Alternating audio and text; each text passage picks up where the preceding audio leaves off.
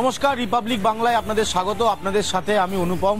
আর আজকে শহরের হাওয়া কেমন জানতে আমরা রয়েছি উল্টোডাঙ্গা অরবিন্দু সেতুতে। এখানে এসছি একটি ক্লাব, অত্যন্ত জনপ্রিয়, এবং সকাল সকাল এই ক্লাবের যারা সদস্যরা রয়েছেন তারা এখানে বসেন, চায়ের আড্ডা দেন এবং বিভিন্ন বিষয়ে তারা নিজেদের মধ্যে আলোচনা করেন। অবশ্যই খবরে কাগজ থাকে। আজ সেই আড্ডাতে আমরাও যুক্ত হচ্ছি। উল্টোডাঙ্গা বিবেকানন্দ ক্লাব, অরবিন্দু সেতুর কাছে এই ক্লাব। স্বাভাবিকভাবে আজকের হাওয়া কেমন শহরে সেটা জানতে আমরা তাদের কাছে পৌঁছবো। অনেকগুলো বিষয় নিয়ে আজকে আলোচনার পর্ব থাকবে, যার মধ্যে অন্যতম হচ্ছে বাংলাদেশের অস্থিরতা কোনোভাবেই কমছে না।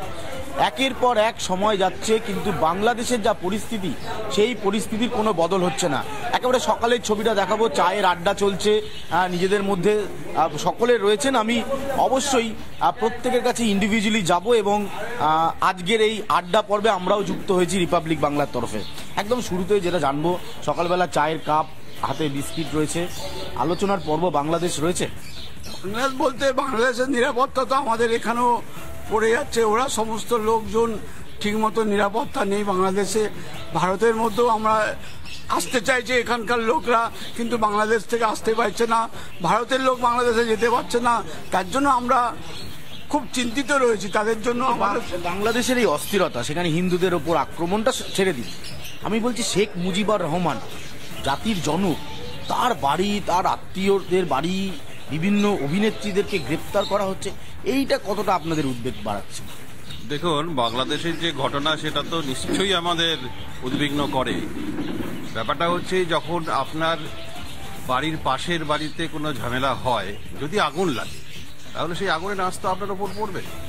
সুতরাং প্রতিবেশী রাজ্যগুলোর যে ঘটনা সেগুলো আমাদের খুবই চিন্তিত করছে। এবং মানুষ যে এই রকম একটা পর্যায়ে চলে যেতে পারে, নিজের দেশের ইতিহাস তারা মুছে দিতে চাইছে। যে মানুষটা তাদেরকে স্বাধীনতা এনে দিল, যে দেশটা তাদের স্বাধীনতা আন্দোলনে সর্বতভাবে সহযোগিতা করেছে, তাদের সম্পর্কে এই কালিমা ছেটানো, এটা মনে হচ্ছে না খুব সুস্থ মানসিকতার পরিচয়। আমি বলছি প্যালেস্টাইনের পতাকা উঠছে, পাকিস্তান থেকে জাহাজে করে খাদ্য সামগ্রী আসছে, এ তো যুদ্ধের জিগির তৈরি করে দিচ্ছে। এই ব্যাপারে পাকিস্তানে যুদ্ধে করছে, কিন্তু এইটা তো ঠিক উচিত হচ্ছে না। এইটা ওরা চাইছে ভারতের সাথে একটা যুদ্ধ বাঁধানোর চেষ্টা করছে, কিন্তু সেইটা তো পাকিস্তানের তো উচিত হচ্ছে না। আর পাকিস্তান আর বাংলাদেশ এখন এক হয়েছে, এক হয়ে এখন এই ভারতের সাথে যতই যুদ্ধ করার চেষ্টা করুক, ভারত কখনো ওই পথে যাবে না। আমি আরেকটা জিনিস একটু আপনার কাছ থেকে জানবো, সেটা হচ্ছে যে আমরা কলকাতায় শেখ মুজিবুরের কক্ষ রেখে দিয়েছি, তার স্মৃতি রেখে দিয়েছি। এটা কোন মানসিকতা, কোন মানবিকতা, যেখানে জাতির জনকের বাড়িতে আগুন লাগিয়ে দেওয়া হচ্ছে, তার তৈরি সমস্ত ইতিহাস নষ্ট করে দেওয়া হচ্ছে? কোন ইতিহাসের জন্ম দিতে চাইছে বাংলাদেশ? দেখুন, এটা হচ্ছে এমন এক ধরনের রাজনীতি। আজকে মোহাম্মদ ইউনূসের কথা যদি আমরা বলি, তাহলে সে হচ্ছে, দেখুন, একটা মুখ মাত্র। সেই মুখোশের আড়ালে কিন্তু অন্য কিছু একটা খেলা চলছে, যে খেলাটা আমাদের কিন্তু বুঝতে হবে। আর ছাত্র আন্দোলন বা ধরুন গণ আন্দোলনের নামে যে জিনিসগুলো চলছে, তাকে তো আমরা কোনোদিনই সমর্থন করতে পারি না। কিন্তু এই উদাহরণ কিন্তু এটা প্রথমবার নয়, এর আগেও এই ঘটনা ঘটেছে। কিছু মানুষ যখন বিভ্রান্ত হয়, কিছু মানুষের দ্বারা ভুল নীতির দ্বারা পরিচালিত হয়, তখন তারা মনে করে যে ইতিহাসকে বোধহয় এইভাবে মুছে ফেলা যায়। কিন্তু ইতিহাস শুধু সাদা কালো অক্ষরে লেখা বইয়ের পাতা নয়, ইতিহাস থাকে মানুষের অন্তরে।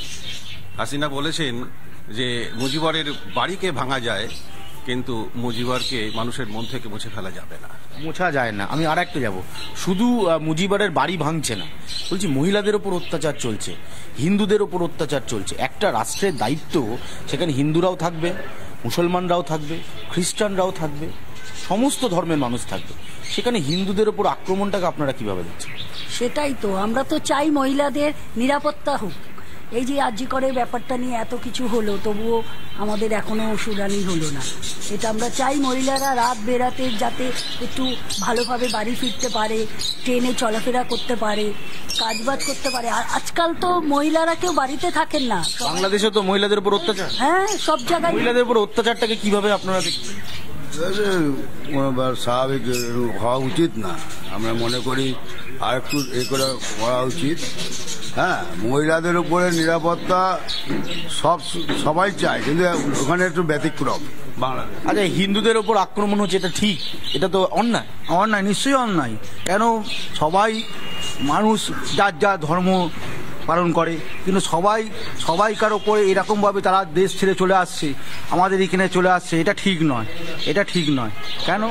অবশ্যই আরও যারা রয়েছেন আমি একটু কথা বলবো যে একটা রাষ্ট্র, সেই রাষ্ট্রের যেমন একটা দায়িত্ব থাকে যে তাদের নাগরিকদের নিরাপত্তা দেওয়া, তখন আমরা দেখতে পাচ্ছি সেখানকার সাধারণ মানুষ নিরাপত্তাহীনতায় ভুগছে। আমি বলছি বাংলাদেশে এই মুহূর্তে সবজির যা দাম, চালের যা দাম, এটা তো নিজেদের বিপদ নিজেরা ডেকে নিয়ে আসছে। তাই তো ডাকছে তো, এরা চাইছে কি যে আমরা ইন্ডিয়া থেকে কোনো সাহায্য নেব না, আমরা বিভিন্ন পাকিস্তান, চীন থেকে সাহায্য নেব। তারা কি কোনোদিন কোনো সময় সাহায্য দিয়েছে?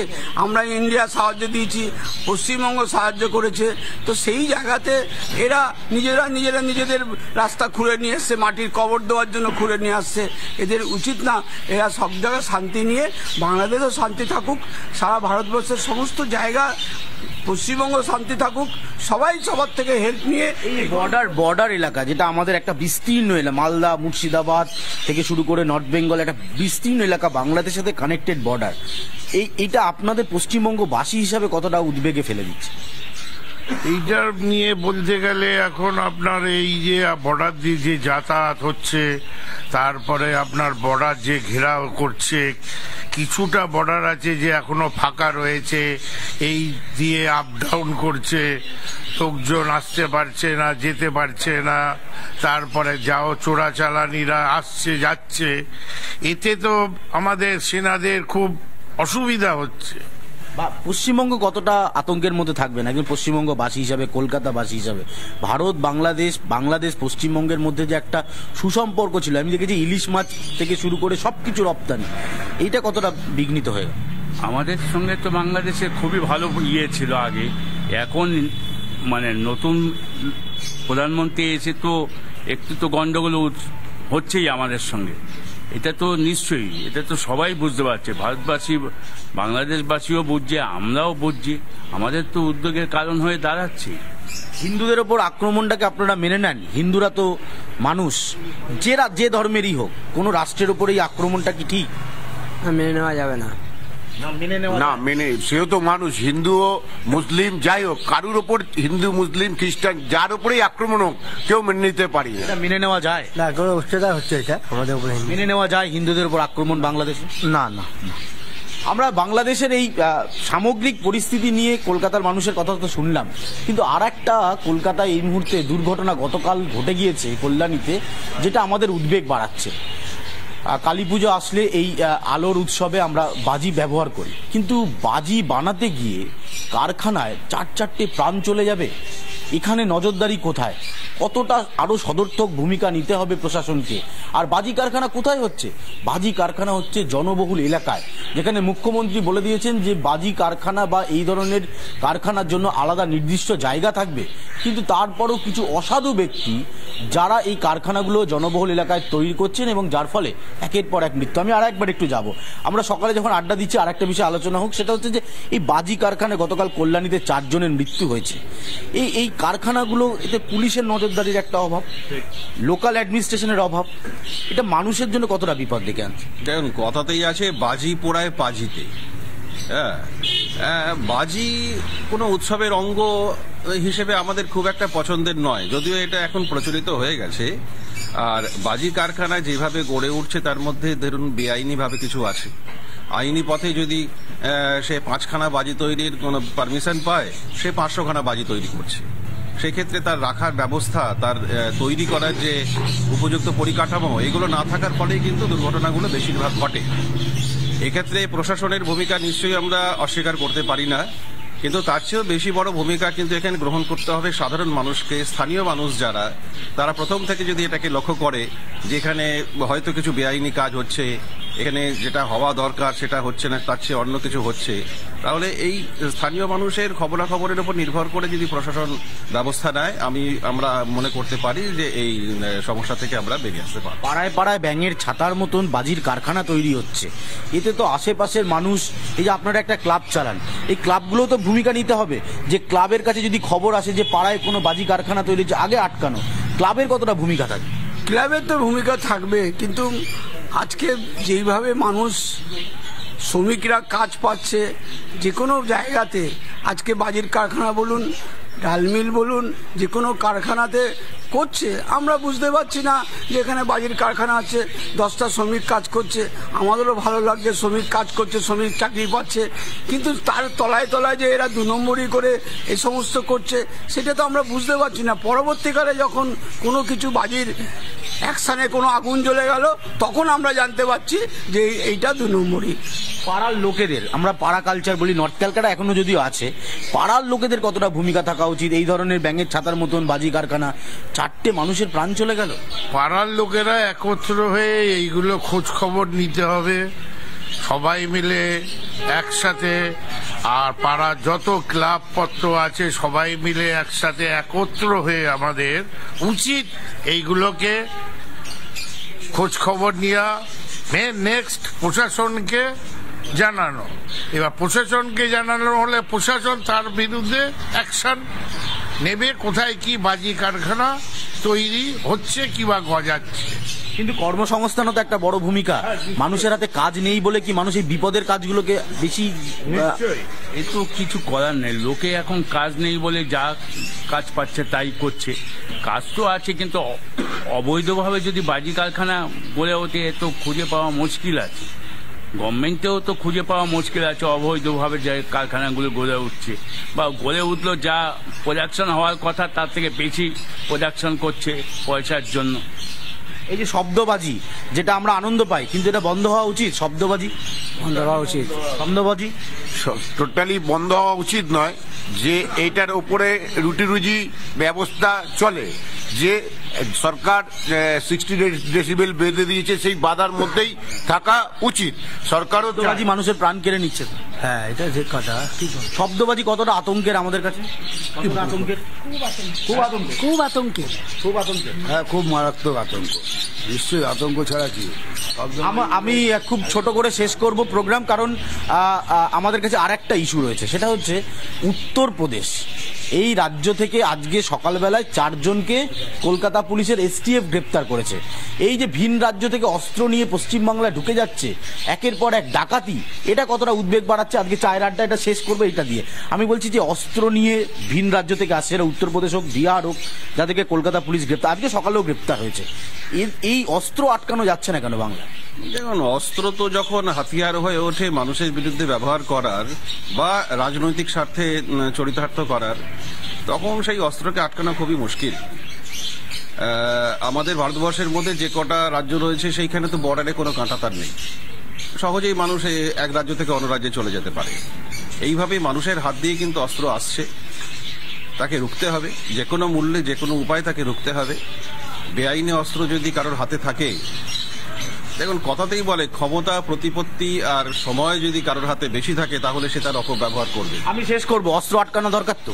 অস্ত্র নিশ্চয়ই আটকানো দরকার, কিন্তু সরকার যেইভাবে লোকাল পুলিশ আটকাচ্ছে, পরবর্তীকালে প্রথম বিজেপি বলুন আর CPM বলুন, কংগ্রেস বলুন, তৃণমূল বলুন, বর্ডারে BSF এর প্রথম আটকানো দরকার।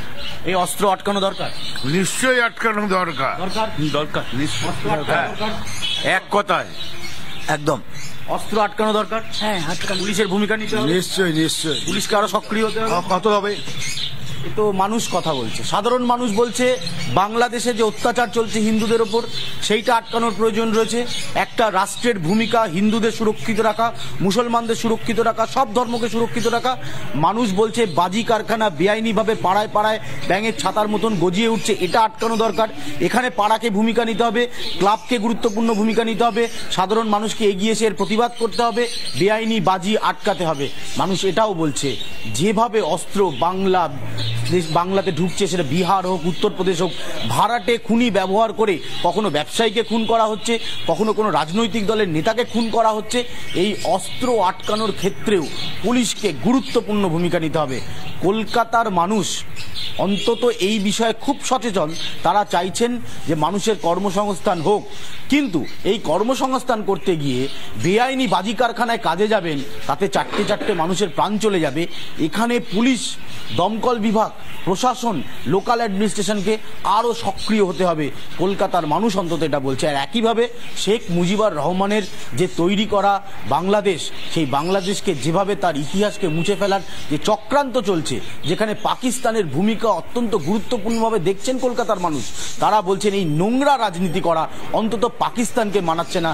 ভারতের পার্শ্ববর্তী রাষ্ট্র হিসাবে এইখানে আরও সক্রিয় হতে হবে ভারতকে, যেখানে এই নোংরা পলিটিক্স বা নোংরামো ভাবে একটা রাষ্ট্রকে শেষ করে দেওয়ার চক্রান্ত, প্যালেস্তাইনের পতাকা উড়বে বাংলাদেশে, যে বাংলাদেশ শেখ মুজিবুর রহমানের হাত দিয়ে তৈরি, সেই বাংলাদেশে শেখ মুজিবুর রহমানের বাড়ি ভাঙা হবে, অভিনেত্রীদেরকে আটক করা হবে, সেখানে ইসলামী রাষ্ট্রের একটা ঘোষণা চলবে, সেখানে কট্টরপন্থী মুসলমানরা আটক মারবে বাংলাদেশের হিন্দুদের। এইটা চলতে পারে না। এইখানে প্রতিবাদ করছেন কলকাতার সাধারণ হিন্দু বাঙালিরা, মুসলমান হিন্দুরা, বাঙালিরা যারা রয়েছেন কলকাতার সব ধর্মের মানুষ এই প্রতিবাদ করছেন যে বাংলাদেশে এই নক্কারজনক ঘটনাটাকে কোনোভাবে মেনে নেওয়া যায় না। ফলে হাওয়া কেমন নিয়ে কলকাতার মানুষের কথা শুনলাম। আবার আগামীকাল আমরা কোথাও না কোথাও কোনো না কোনো অংশের কলকাতার সেই সাধারণ মানুষের বক্তব্য শুনবো, যারা প্রত্যেক দিন সকালবেলা বিভিন্ন খবর রাখেন। কলকাতার মানুষকে এত বোকা ভেবে লাভ নেই। তারা বাংলাদেশের খবর রাখেন, তারা বাজি কারখানা বিস্ফোরণের খবর রাখেন, তারা আর্মস ধরা পড়ছে কলকাতায়, এসটিএফ পুলিশ তাকে আটক করছে, সব খবর মানুষ রাখেন। কিন্তু মানুষকেও সচেতন হতে হবে। বাজি কারখানা বেআইনিভাবে যে ছাতার মতন গজিয়ে উঠছে, সেখানেও এই ক্লাব, যে ক্লাব থেকে আমরা দাঁড়িয়ে এই ধরনের অনুষ্ঠান করছি, এই ধরনের ছোট ছোট ক্লাবকে ভূমিকা নিতে হবে, পাড়াকে ভূমিকা নিতে হবে, সাধারণ মানুষকে এগিয়ে আসতে হবে। ফলে সব মিলিয়ে হাওয়া কেমন নিয়ে আজকে কলকাতার অরবিন্দু সেতুর কাছে এই উল্টোডাঙ্গার এই ক্লাব থেকে আমরা থাকলাম। ফলে আজকের মানুষের এই বক্তব্য শুনলাম এবং আগামী দিনেও কলকাতার বিভিন্ন মানুষের বক্তব্য শুনবো। আপনারা হাওয়া কেমন দেখতে থাকুন এবং বিভিন্ন খবরের আপডেটের জন্য রিপাবলিক বাংলা দেখতে থাকুন। আজকে এখানেই শেষ করলাম। ভালো থাকবেন, নমস্কার। আবার দেখা হবে হাওয়া কেমন নিয়ে কলকাতার অন্য কোনো প্রান্ত থেকে। ভালো থাকবেন, নমস্কার।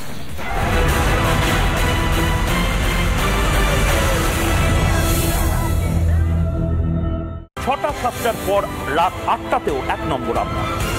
সন্ধে 6টায় অনির্বাণের অগ্নিবাণ 1 নম্বর তো ছিলই। সন্ধে 7টায় সোজাসুজি স্বর্ণালী শুরু থেকে 1 নম্বর। রাত 8টা প্লটে নতুন 1 নম্বর ময়ূকের জবাব চায় বাংলা। বিকেল 4:30টায় জেলা সদরও 1 নম্বর। মিনমিনেদের খেলা শেষ। রিপাবলিক বাংলার প্রাইম টাইম জুড়ে আমরা 1 নম্বর।